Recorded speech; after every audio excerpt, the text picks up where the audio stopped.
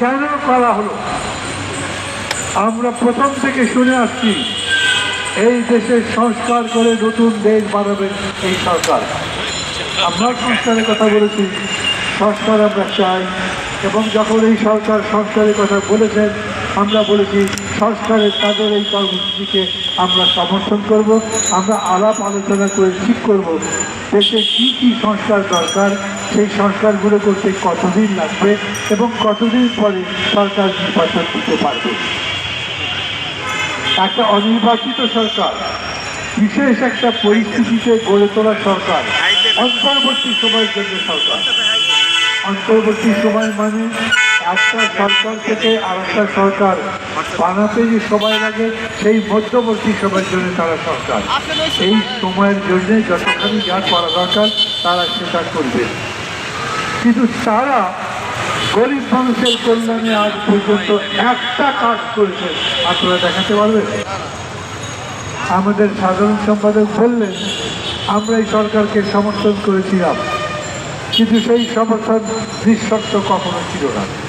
আমরা সবাই বলেছি আপনাদের প্রতি আমাদের সমর্থন ততক্ষণ পর্যন্ত যতক্ষণ পর্যন্ত আমরা মনে করব আপনারা দেশটা বদলাতে, দেশের জনগণের মান বদলাতে, মানুষের দুঃখ দূর করতে এবং সর্বোপরি দেশে গণতন্ত্র নির্মাণ করতে সঠিক পথে কাজ করতে। আমরা বলেছিলাম আমাদের সঙ্গে কথা বলেন, দরকার লাগলে আমাদের যদি কোনো জিনিস মনে হয় আপনাদের ভুল হবে আমরা বলবো, আপনারা যদি মনে করেন না আমরা বলেছি তারা আমাদের সাথে কথা বলেন, সবাই মিলে আলোচনা করে একটা কর্মসূচি আমরা তৈরি করব। কিন্তু দুঃখের সাথে আমি জানাচ্ছি সরকার আমাদের সাথে সব বিষয় আলোচনা করে যে করছেন তা তো নয়। রাষ্ট্রপতি রেখেছেন নিজের ইচ্ছা মতো, তারপরে 3টা সর্বশেষে যে উপদেষ্টা দিয়েছেন সারা দেশের মানুষ প্রতিবাদ করেছে, তারা জোর করে রেখেছেন। এখন পর্যন্ত প্রশাসনের কোনো জায়গায় কোনো ভালো ফলাফল আছে বলে দেখি না। সচিবালয়ে ডিসিরা মিছিল করে, অন্যরা কথা শুনে না, এক সচিব আর এক সচিবকে দেখতে পারে না, এটা তো চলছে। পুলিশ ব্যবস্থা দরকার সবচেয়ে বেশি করে নির্বাচনের জন্যে।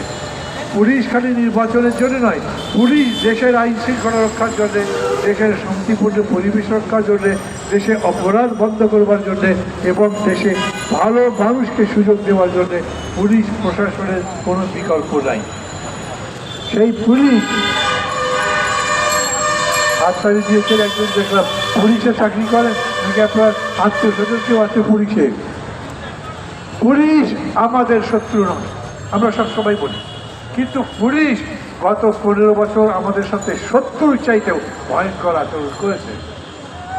মানুষ সেই কারণে পুলিশের উপরে ক্ষিপ্ত ছিল, পুলিশের উপরে রাগ ঝেড়েছে, পুলিশ মারাও গেছে জনগণের হাতে। আমরা বলেছি এটা বন্ধ করতে হবে, বন্ধ হয়েছে।